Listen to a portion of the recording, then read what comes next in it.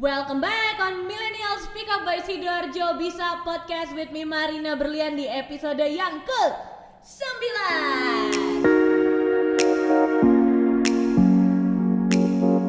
Untuk episode kali ini spesial banget karena kita akan mengulik kesehatan jiwa kita, teman-teman. Kan kemarin-kemarin atau bahkan sampai sekarang ini kan masih booming sama yang namanya mental health, ya kan?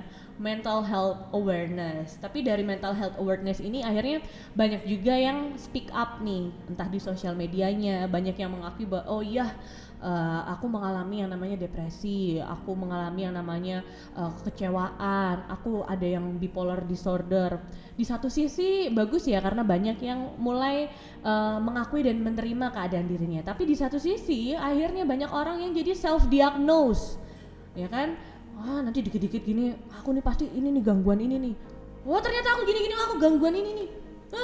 Nah itu yang juga harus ini ya, kita filter nih. Nah di episode yang ke-9 ini spesial banget, aku mau ngajakin dulur-dulur untuk ketemu sama psikolog kita untuk hari ini. Hai Ibu Psikolog Esa Maria MPSI Psikolog, apa kabar? Baik Mbak. Bener nih ya, psikolog yang berpraktek di Sidoarjo. Betul sekali. Berarti nanti kalau misalnya dulur-dulur mau curhat nggak perlu jauh-jauh, di Sidoarjo aja. Tepatnya di mana Bu tempat prakteknya? Di Perumtas 4, Candi Sidoarjo. Di tempatnya namanya apa tuh? LP3S Saka. LP3S Saka Candi Sidoarjo. Nah ini nih dulur-dulur, jadi kalau mau curhat-curhat bisa nih ya sama Ibu Esa yang beliau ini juga spesialisasinya di psikologi klinis forensik. Wah keren, ini berat nih. Kalau di dunia psikologi itu psikolog forensik tuh prestis banget, ya kan? Spesialis banget deh. Karena sering menangani bareng sama teman-teman kepolisian ya. Jadi mungkin teman-teman nih korban diputusin, digantungin ya, terus juga ditinggal rapi, bisa ke psikolog forensik. Itu termasuk kriminal loh. Itu kriminal hati loh itu. Perbuatan tidak menyenangkan. Itu perbuatan tidak sangat menyenangkan gitu kan ya. Oke, Bu Esa, kita mau ngomongin soal psikologi yang akhir-akhir ini sudah karena bantuan sosial media banyak juga dulur-dulur yang sudah mulai aware dengan kesehatan mentalnya. Banyak yang sudah mulai follow akun psikologi di sosial media. Mungkin dulur-dulur juga ya salah satunya. Kemarin-kemarin juga kita udah banyak ya di YouTube yang sudah mulai mengakui dan terbuka dengan kondisi kejiwaannya. Ada yang bipolar disorder, ada yang mengalami depresi dan lain-lain. Tanggapannya dulu deh dari Bu Esa gimana nih? Saya sih dengan adanya yang mengakui seperti itu, kan saya benar-benar ternyata orang sekarang itu benar-benar aware ya sama dirinya sendiri. Itu saya sangat bahagia. Tapi di satu sisi itu seperti bumerang buat kita ya. Karena saya sendiri pun tidak bisa mendiagnosa orang itu depresi kalau saya tidak melihat ciri-cirinya. Karena dalam kita sendiri ada kitab namanya DSM-5. Nah itu ada ciri-cirinya apa aja baru kita bisa mengatakan orang itu depresi. Tidak langsung aku depresi nih, padahal dia cuma stres aja. Seperti itu. Padahal dia cuma mungkin putus cinta aja. Tapi kalau di zaman sekarang ini kayaknya karena putus cinta, karena nggak mendapatkan juara tertentu, itu juga bisa loh memicu yang namanya stres dan depresi ya Bu ya. Kalau ngelihat angkanya sendiri, bener nggak sih makin banyak orang yang dalam tanda kutip nih ya terganggu jiwa dan mentalnya? Oh betul sekali. Apalagi dengan di masa pandemi seperti ini kan kita biasanya bisa keluar, bisa liburan kemana-mana, tapi kita dikukung oleh PSBB. Nah itu dia kita keluarnya lewat mana? Akhirnya keluarnya lewat mana nih? Lewat mana ya yang enak ya? Nah, lewat pintu depan, pintu belakang, jendela. Nah, seperti itu. Gitu. Jadi kan saya melihat mata-mata dengan pikiran-pikiran yang berbeda di belakang kamera ini gitu ya Bu ya. Terus Bu. Nah, seperti itu.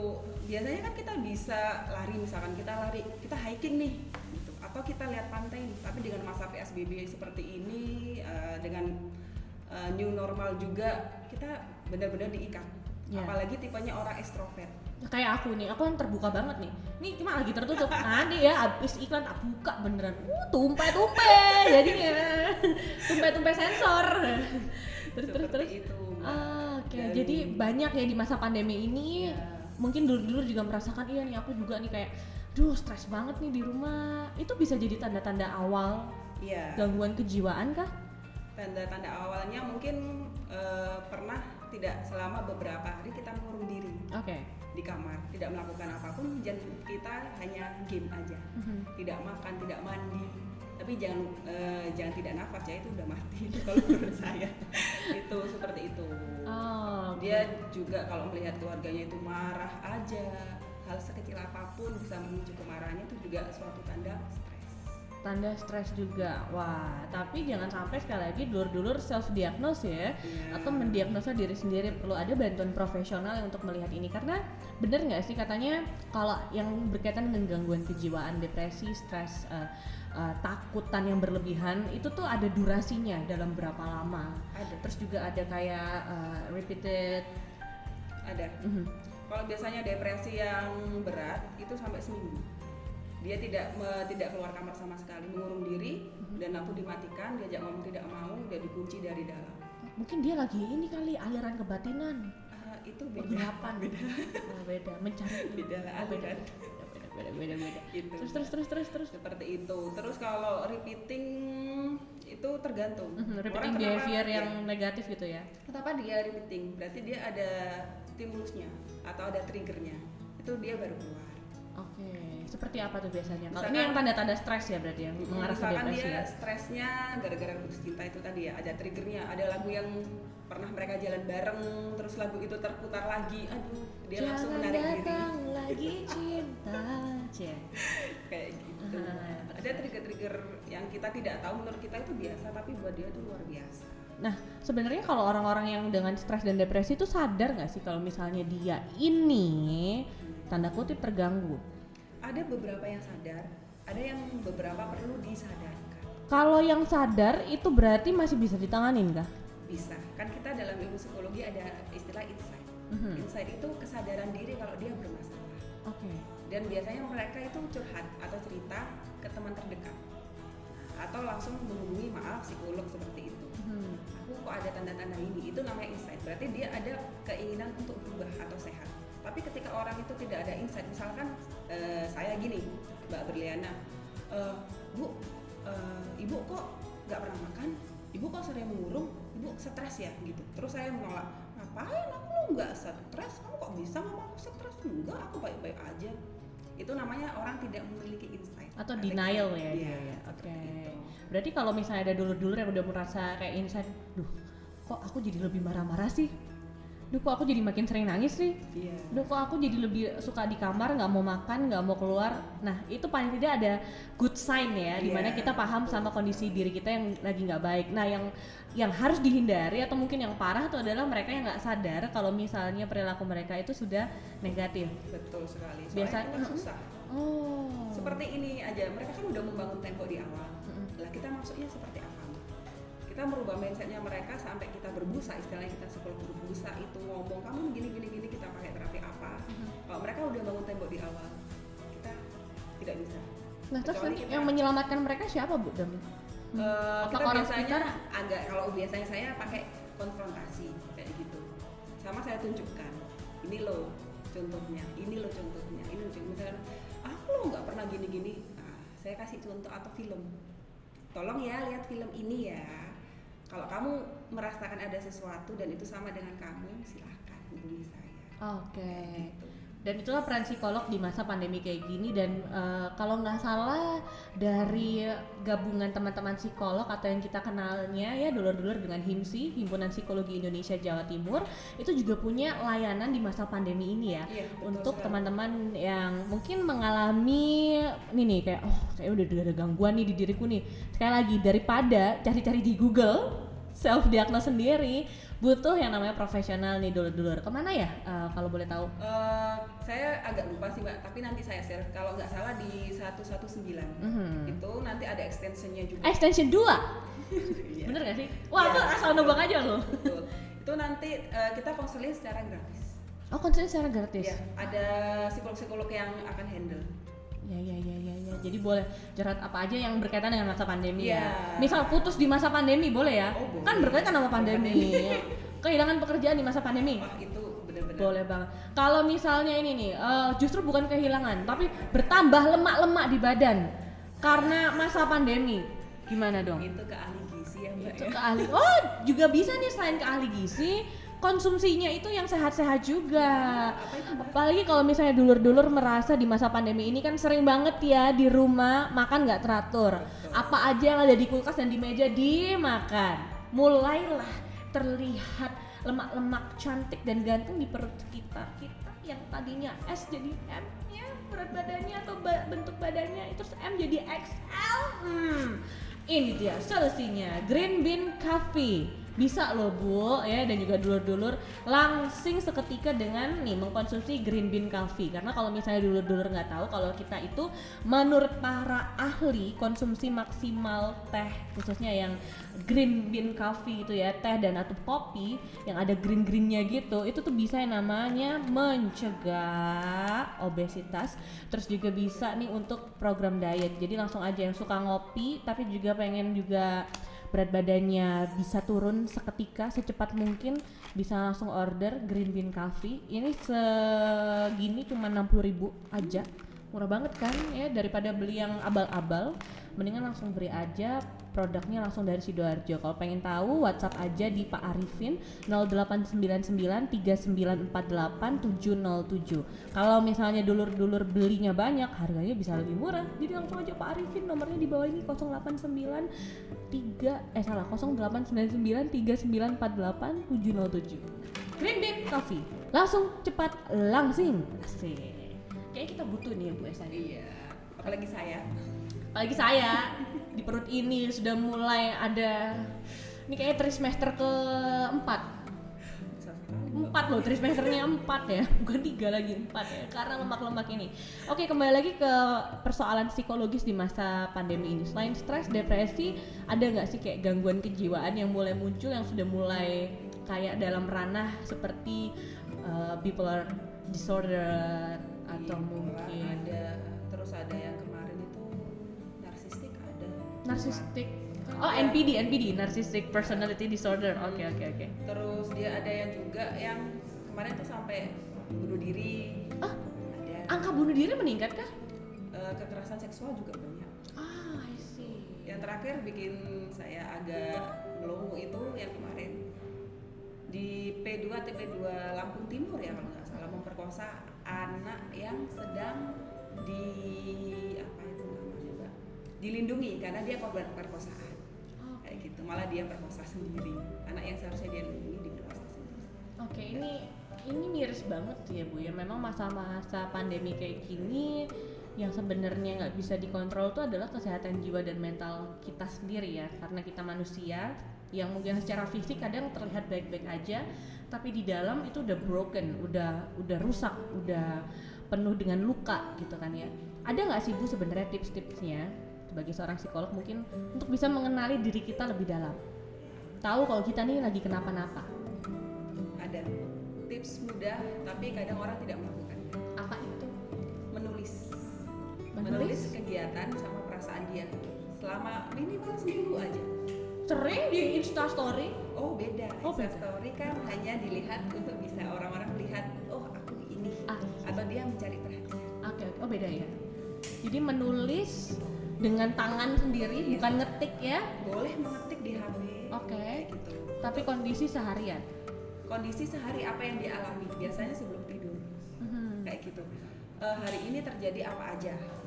Terus bagaimana respon emosinya. Kayak gitu. Nanti dievaluasi selama seminggu.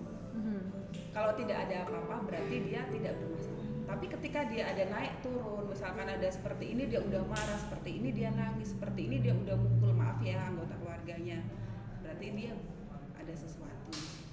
Oh, oke. Itu biar dia tahu kenapa ya dan dilakukan sebelum tidur.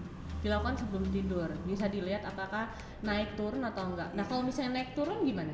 Nah kalau naik turun dengan ekstrim, dari misalkan dari hari ini tuh moodnya jelek banget, nangis terus, seperti itu. Nah itu kan berbahaya. Tanpa ada sebab sama sekali itu berbahaya. Atau besok mau marah sekali, tidak bisa dikontrol.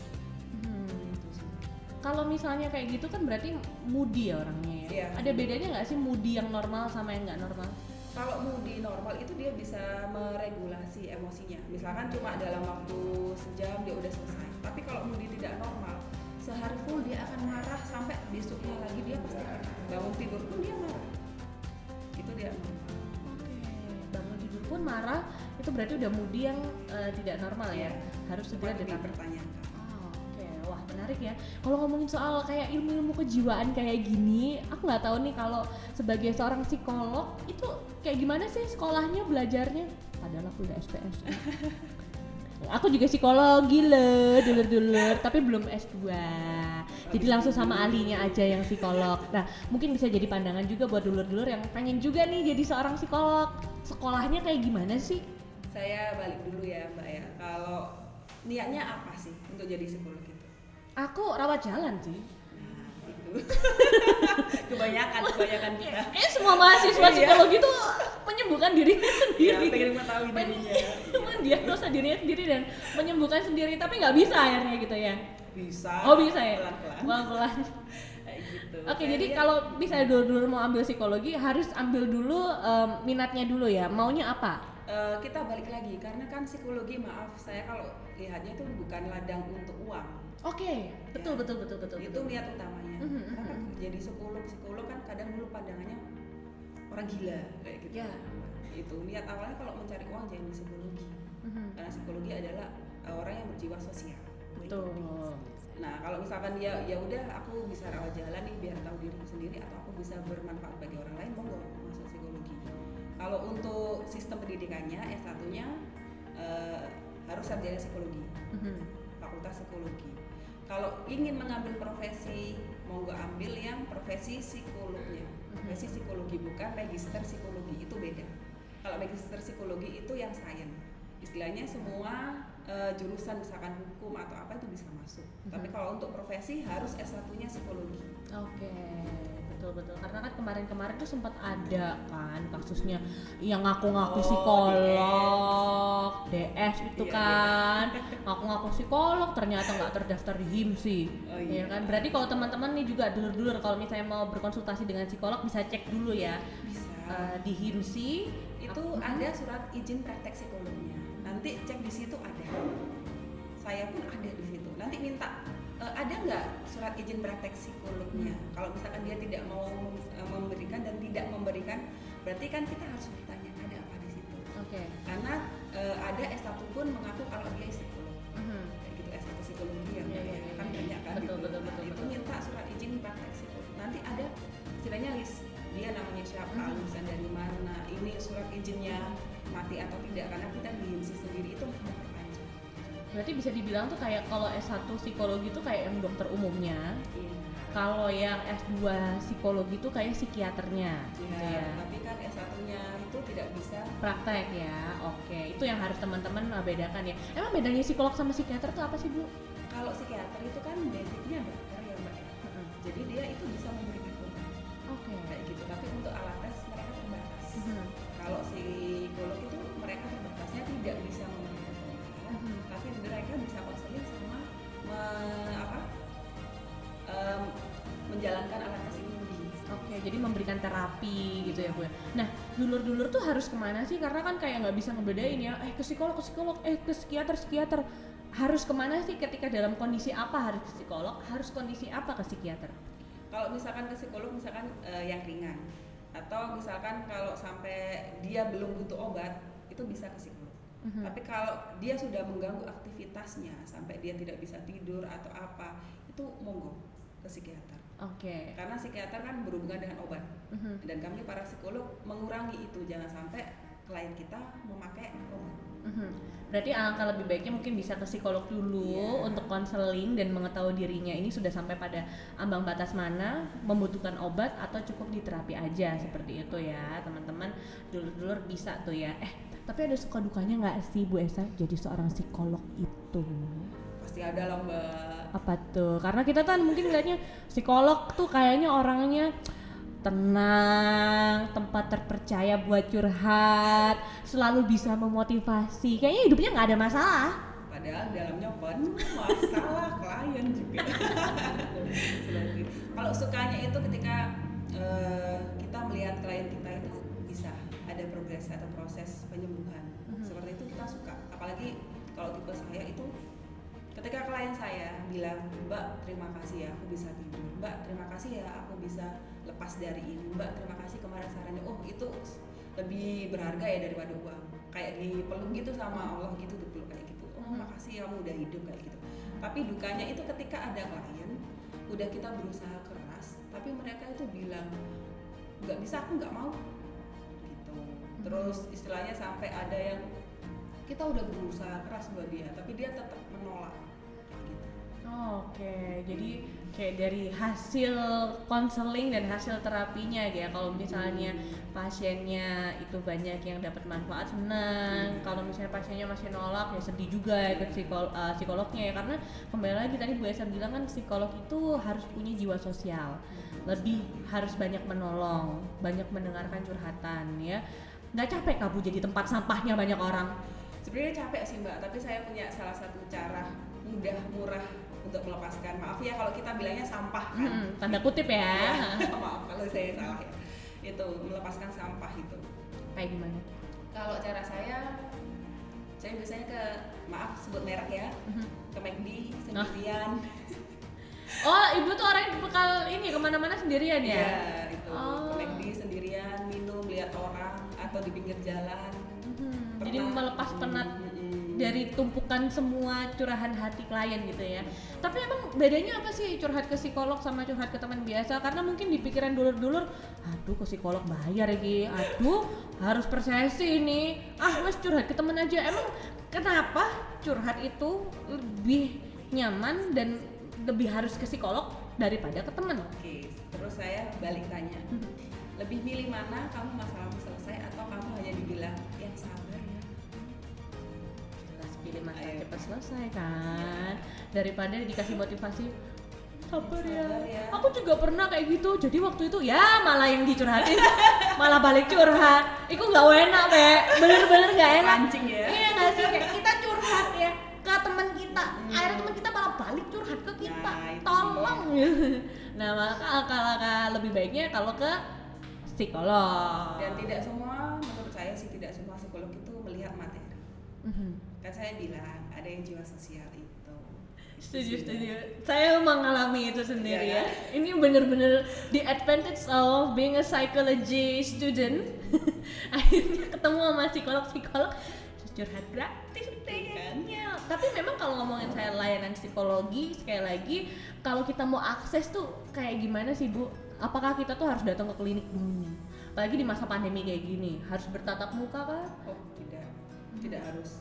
Kan tadi kan Gimsi juga kan buat klien online. Nah, para psikolog sekarang juga membuat seperti itu. Ketika klien tidak mau bertatap muka, gitu, kita bisa video call. Oke. Gitu. Seperti beberapa klien saya kan agak jauh, tidak di Sidoarjo aja, bisa sampai di Jakarta seperti itu. Kita tatap muka lewat video call. Lewat video call. Kalau misalnya yang kayak terapi-terapi gitu nih, mungkin dulu-dulu juga penasaran ya apa sih terapi psikologi itu. Kalau di film-film tuh kan kayak didudukin, tertidur, kayak hipno gitu nggak sih? Atau kayak yang di film-film yang kayak gimana sih? Maaf, saya sebelumnya tidak mendalami ilmu hipnoterapi kayak gitu. Tapi memang itu salah satu cara untuk biar kliennya rileks dan kita bisa masuk ke alam bawah sadarnya. Kita mencatat semua apa yang diomongkan klien. Gitu. Oh. Itu ada hipnoterapi. Tapi bener ya kita kayak taruh di tempat duduk. Iya, gitu. memang harus ada seperti itu. Kayak pakai jam gitu nggak sih yang di? Itu hipnoterapi. Oh itu hipnotis ya? Iya. Itu beda ya? Ada sih dalam psikologi, cuma saya tidak memperdalam ke arah situ. Terus terapi-terapinya kayak gimana sih? Dulur-dulur pengen tahu nih biar ada pandangan. Saya kembali lagi tergantung orangnya. Kayak gitu. Contoh dari kasus yang pernah ditangani. Ada misalkan satu kasus itu dia orangnya tidak mau menerima realita. Atau misalkan dia orangnya, misal aku nggak mau menerima kalau aku nih cantik gitu, aku selalu bilang aku jelek, aku itu narsistik kan. Oh itu beda ya? Oh sama. beda, salah ya Itu salah. narsistik. Nah, ada orang yang istilahnya apa ya, kalau kita dalam psikologi waham kebesaran. Nah itu terapinya salah satunya unik. Dalam kebesaran tuh kayak gimana Waham Bu? kebesaran itu menganggap dirinya aku cantik, aku paling kaya di dunia Oh, ini. aku coba ya. Aku nih yang paling kaya, paling cantik, paling pintar, paling segala-galanya. Iya. Padahal ketika orang lihat itu kok kebalikannya kayak gitu. Oh iya. Terapinya simpel, Kayak gimana? unik ya. Lebih banyak bercocok tanam. Hah? Aneh kan? so weird. Bener aneh. Iya. Kenapa? Ketika orang melakukan kebesaran dia melihatnya ke atas terus ke langit. Lah terapinya kalau dalam kami itu dia harus kembali ke tanah. Oh. Biar dia bisa melihat orang di bawahnya, tidak melihat menolak terus. Gitu, bener. Jadi aku melihat ke bawah ada yang ya agak-agak nggak terlalu cantik, yang biasa aja ya, kayaknya sedikit lah dia. Itu nggak sembuh jadinya ya. Gimana dengan dulur-dulur yang terpaksa harus putus di masa pandemi ini sama pacarnya? Saya malah bilang ke dulur-dulur, bersyukurlah. Kenapa? Kok bersyukur sih? Bersyukurlah Mbak. Udah jauh-jauh berbulan-bulan pacaran, bertahun-tahun putus gara-gara pandemi. Lah gara-gara pandemi aja putus. Apalagi nanti kalau rumah tangga gara-gara cewek lain putus. Buat mantan aku yang dengerin ini ya, kamu pandemik aja yang istilah maaf ya, kayak virus kan nggak kelihatan. Iya. Kita memang di PSBB itu mereka itu tidak ada effort sama sekali untuk benar-benar menjaga hubungan kalian. Apalagi nanti kalau ada masukan goncangan, misalkan kan kita nggak tahu nikah goncangan dari orang tua, dari maaf ya pelapor pebinot, mampus itu. Pasti nggak sampai setahun pernikahan kalian. Jadi bersyukurlah kalau dulur-dulur sekarang harus single, putus karena di masa pandemi ini nggak ketemu atau mungkin komunikasi jadi jelek gitu kan ya. Cuman ada lagi nih masalah yang sering terjadi ini Bu Esa, terpaksa harus di PHK atau dirumahkan. Gimana nih, baru masuk kerja tahun lalu, baru lulus tahun lalu, atau baru apply lah dalam pandemi. Kalau seperti itu memang stresnya lebih tinggi ya daripada cinta ya. Tapi kita balik lagi, kita harus benar-benar cari sisi positifnya. Kenapa kok saya sampai di PHK seperti itu? Misalkan saja dia, kalau saran saya, buat hobi baru yang dia sukain dan menjual. Lebih banyak ikut seminar yang istilahnya menjual juga, misalnya seminar untuk membuat ini, membuat itu, atau praktek apa. Nah itu sih Mbak. Balik Jadi, lagi ke dirinya. lebih Ambil sisi banyak positifnya. introspeksi diri, bertanya dan menulis kira-kira, menulis lagi, balik lagi menulis apa nih yang kurang dari aku kok sampai aku yang dipilih untuk dirumahkan. Lalu fokus juga nih ke hobi dan juga kelebihan. Nah, itu tuh Pelatihan juga. diasah. Pelatihan online kan banyak sekarang. Betul. Jangankan kelas online, dengerin podcast juga banyak yang gratis kayak di Sidoarjo Bisa. Kalau bisa aktif di Spotify, terus juga aktif di YouTube, kirim komen di YouTube, kan siapa tahu ketemu sama relasi lain yang sama-sama di Sidoarjo, kamu dengerin ini bisa kolaborasi. Karena banyak banget narasumber kita di Millennial Speak Up itu bener-bener bisa bikin kamu tuh ngasih insight ya, pandangan baru juga. Misalnya kamu pengen jadi psikolog, nanti bisa ngobrol sama Bu Esa ya, atau mungkin mau jadi apa, mau kolaborasi apa, bisa punya event. Mungkin kalau nggak salah Bu Esa juga pernah ya ikut salah satu eventnya anak Sidoarjo juga ya, yang kayak komunitas gitu tuh, lumayan kan, keren kan. Jadi malah harus banyak networking ya. Betul. Kalau kita tetap terkungkung sama sisi negatifnya itu, kita nggak akan bisa selesai. Setuju.